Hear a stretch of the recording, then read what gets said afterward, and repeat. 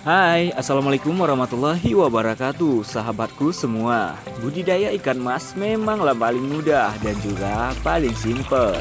Tidak perlu menggunakan lahan yang besar karena budidaya ikan mas juga bisa dibudidaya di kolam kecil seperti kolam tanah, kolam terpal ataupun kolam beton.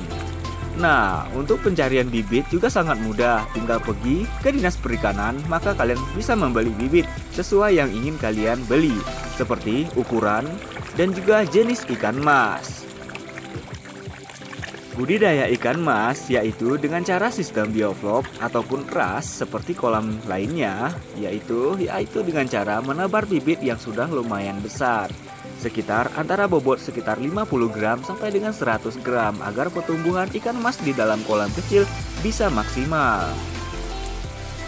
Banyak yang bertanya untuk budidaya ikan mas apakah boleh menebar bibit yang masih ukuran terlalu kecil atau hanya sekitar 1-2 cm. Jadi, untuk budidaya ikan mas tidak bisa menebar bibit seukuran 1-2 cm.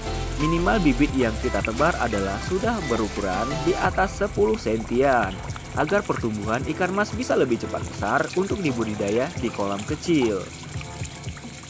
Biasanya untuk bibit ikan mas yang bisa ditebar di kolam kecil adalah ukurannya 12 cm sampai dengan 15 cm adalah bibit yang paling ideal untuk ditebar di kolam kecil agar pertumbuhan bisa lebih maksimal.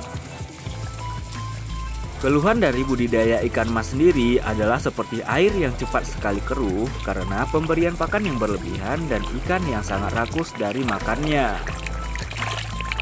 Yang kedua adalah dari segi pemberian pakan. Nah, untuk ikan mas ini sangatlah cepat sekali lapar atau rakus karena bisa menghabiskan pakan yang berlebihan. Jika kita tidak bisa mengukur pakan, maka kita akan mengalami kerugian juga dari segi pemberian pakan.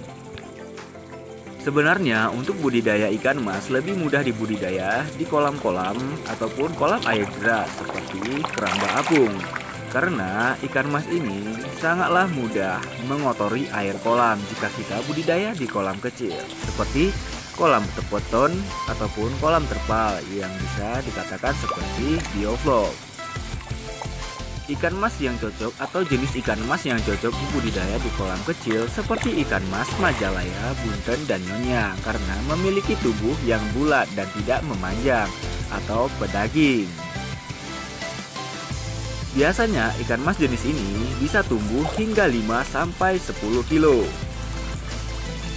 Oh ya sahabat YouTube, selagi kita nonton video ini jangan lupa tekan tombol subscribe dulu agar kita lebih semangat dalam berbagi ilmu dan membuat video-video yang lebih bermanfaat bagi kita semua.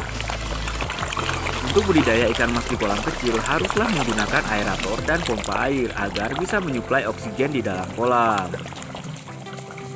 Ikan mas juga termasuk ikan mas terbesar di air tawar karena sudah tergolong sebagai ikan mas yang mampu bertumbuh hingga lebih besar. Walaupun ikan mas ini bukan termasuk ikan mas predator, tapi pertumbuhannya bisa mengalahkan ikan predator lainnya. Oke, mungkin sekian saja dari video kita. Jangan lupa tekan tombol subscribe dan bunyikan tanda loncengnya.